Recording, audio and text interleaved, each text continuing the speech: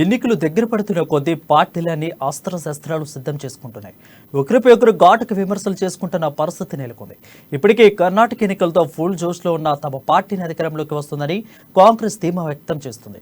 కాంగ్రెస్ ఎక్కడ అధికారంలోకి వస్తుందోనన్న భయంతో కేసీఆర్ ప్రజలకు మాయమాటలు చెప్పి మభ్యపెడుతున్నారంటున్న టీపీసీసీ ఫిషర్మ్యాన్ చైర్మన్ మెట్టు సాయితో మా ప్రతినిధి Praveen face to face.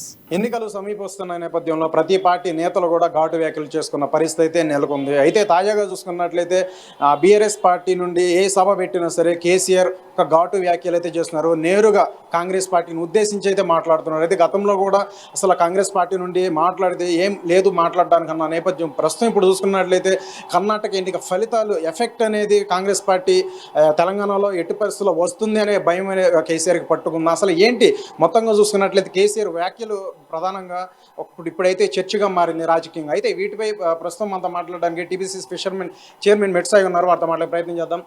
Sir చెప్పండి, ఇప్పటికే కర్ణాటక ఎన్నిక ఫలితాలు అయితే ఫుల్ జోష్లో ఉంది కాంగ్రెస్ పార్టీ. ఎట్టి పరిస్థితుల్లో నెక్స్ట్ రాబోయే ఎన్నికల్లో మేమే వస్తామని ధీమా వ్యక్తం చేస్తారు ఒకవైపు.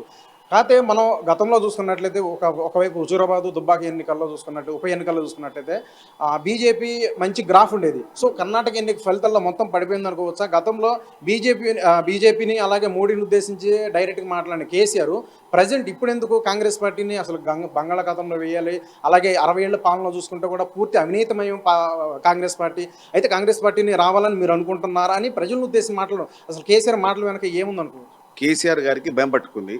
తెలంగాణ రాష్ట్రంలో ఆయన ఒక గతం అయిపోయే సమయం వచ్చింది. మీరు ముఖ్యంగా చూడొచ్చు, కేసీఆర్ గారు భయపడినప్పుడల్లా కాంగ్రెస్ పార్టీ పేరు ఇస్తూ ఉంటాడు. కాంగ్రెస్ పార్టీ స్పష్టంగా ఒకటి మనం అడుగుతుంది, గత 9 సంవత్సరాలుగా తెలంగాణ రాష్ట్రం జరిగిన అవినీతి ఏంది, మీరు చేసిన మేలేంది? నిరుద్యోగులకు మేలు చేశారా? ఉద్యోగస్తులకు మేలు చేశారా? విద్యార్థులకు మేలు చేశారా? చెప్పండి. కేవలం కాంగ్రెస్ పార్టీ అరే మిమ్మల్ని మూసిలో కలుపుతారు. బీఆర్ఎస్ పార్టీని మూసిలో కలిపే సమయం ఆసనమైంది.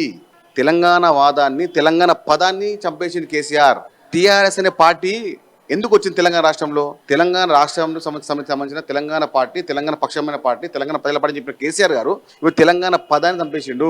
సార్, ఇప్పుడు ప్రధానంగా చూసుకున్నట్లయితే దశాబ్ది ఉత్సవాలు అనేది ఘనంగా నిర్వహిస్తున్నారంటూ బీఆర్ఎస్ పార్టీ నేతలందరూ కూడా చెప్తున్నారు ఒకవైపు. అలాగే 21 రోజుల పాటు కూడా ఈ యొక్క దశాబ్ది ఉత్సవాలు అనేది వేడుకగా చేస్తున్నారు. ఒకవైపు చూస్తున్నట్లయితే కాంగ్రెస్ పార్టీ వ్యూహ రచన విధంగానే బీఆర్ఎస్ పార్టీ వ్యూహ రచన అంటూ కూడా వార్తలు వస్తున్నాయి. సార్, ప్రధానంగా ఇక్కడ చూడాల్సింది